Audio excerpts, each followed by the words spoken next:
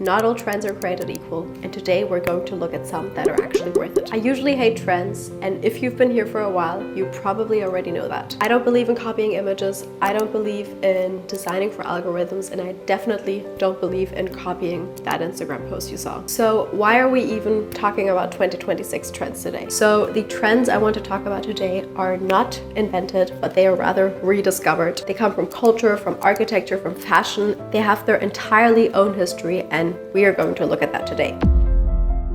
If you don't know me, my name is Jane and I'm an interior designer, and I built interior insights because I was tired of seeing the same copy and paste images on Instagram and everywhere else. My curated color palette collection is out now. So basically I created a collection of 23 color palettes completely broken down. These color palettes are the ones that inspired me the most and completely shaped my work. So if you want to get them for under 10 euros, you can get it by clicking the link in the description or by scanning this QR code. Number 1, decorative metalwork. Now, what I love about this is that metal isn't new, it's ancient. But in 2026, we actually have an entirely different attitude towards it. So instead of polished chrome and glossy surfaces, we are starting to see much more of this like raw energy when it comes to metal. So we're seeing punched tin, hammered steel, raw edges, pieces that look almost architectural and have a soul and history to them when you look at them. Historically, all of these techniques come from regions where metal was worked manually. So places like Southern Europe, parts of Mexico, North Africa. Metal wasn't polished here with machines, but it was shaped by human hands, and that's exactly what makes it so unique. And interestingly, we've also seen a similar shift in fashion. So all of these raw metals, oxidized jewels, you know what I'm talking about, imperfect and raw finishes replacing this perfectly polished gold. In my opinion, this trend evolved because we were tired of perfection. We want to see raw materials, we want to see real edges and real things and actually be connected to it. And materials like metal, when they're imperfect, they feel really human and you can really feel their atmosphere and energy. And when you start taking a closer look at these trends, you actually realize that everything is connected. Now, the second trend of 2026 is the return of borders. And this is something that I really love for multiple reasons. So borders aren't a nostalgic detail, but they're actually a reaction to this entirely minimalist, super clean aesthetic that we've had going on for the past few years. And to be honest, I've actually grown quite tired of all of these like perfectly empty minimalist spaces. After years of seamless surfaces, micro cement, and invisible transitions, I think we finally reached a place of visual fatigue. We're just bored of it and cannot see it anymore. And now having all of these visual borders just creates this perfect antithesis. What I think is also really interesting is that borders actually also emerged from textile logic. So they were never about the decoration, but they were about the finishing of the textile. And these borders really matter because otherwise the fabric would fray. So borders were the protector and the structure. The third trend, and this is also a personal favorite, is also the return of lace. So this is also an interior trend that's caught on from the fashion industry, but it actually dates back much further. So in the 1960s and 70s, lace returned through bohemian culture as a rejection to this like rigid modernism. And I really get it because lace is the opposite of these like modern, clean, sleek lines. It's soft, it's feminine, it's handmade, or it used to be handmade. And so now in 2026, lace is also being introduced into the interior design. We see tiled borders, stitched outlines, framed walls, so you can incorporate it anywhere where you would use different types of textile. So napkins, tablecloths, curtains, bed sheets.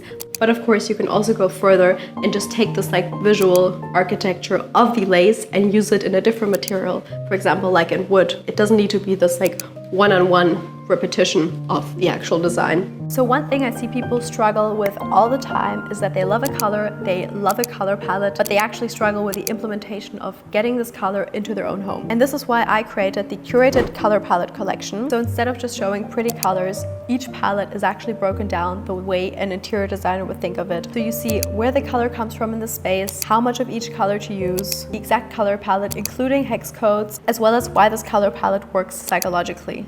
It features 23 color palettes and it acts both as inspiration as well as a system. And as a bonus, you even get your own fillable templates to collect and create your own color palettes. If you want to get it, the link's in the description, or of course you can just scan this QR code. Next up, we have colored glass. So in 2026, I'm convinced that we're going to see much more of all of this like colored glass that we've already been seeing previously.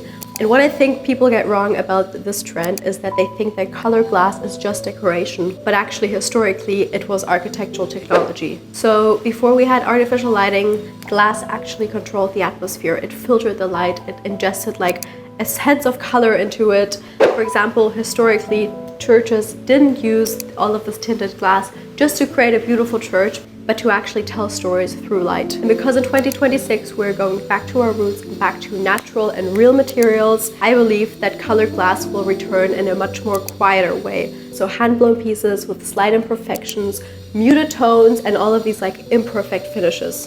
And what I love about this trend and why I think it is noteworthy for you is because through the stained glass, light actually becomes part of the design. And it is a very simple way to just ingest this little bit of spice and extra into your design. A single vase can suddenly like give off this soft color into the entire room at a certain time of the day, and it just injects a lot of ambience, and it's super cool. Number 5, modern mid-century.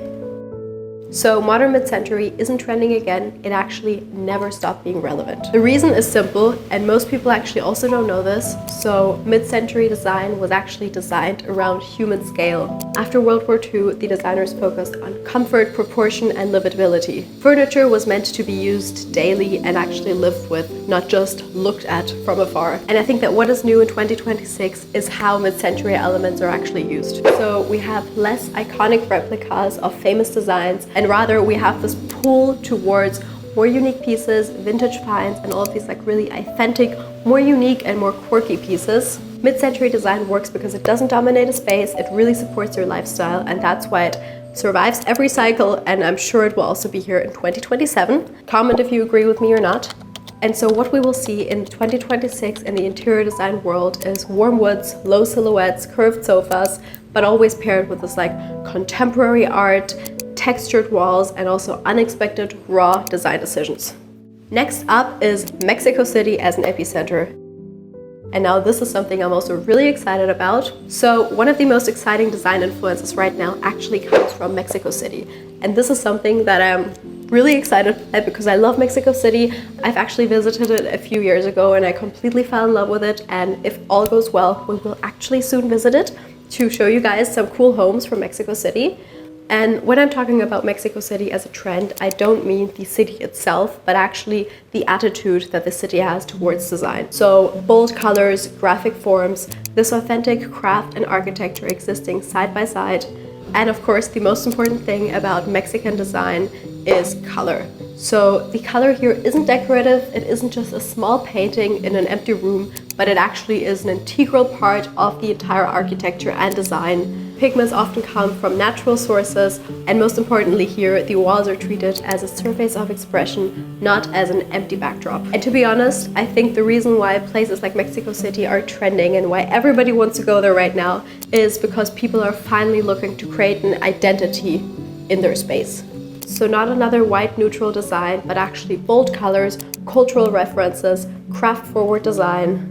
And I think if there's one lesson that is to be learned from the designers of Mexico City is that colors work best when they're rooted in your own personal story. So our most watched video on our channel actually is this incredible Brazilian-inspired apartment tour. And it is in Mexico, but I think the reason why people love it so much is because it has this very bold and forward-thinking design and color story. If you haven't seen it, go check it out. And I think that this strong personal identity of a space is what people are craving in 2026.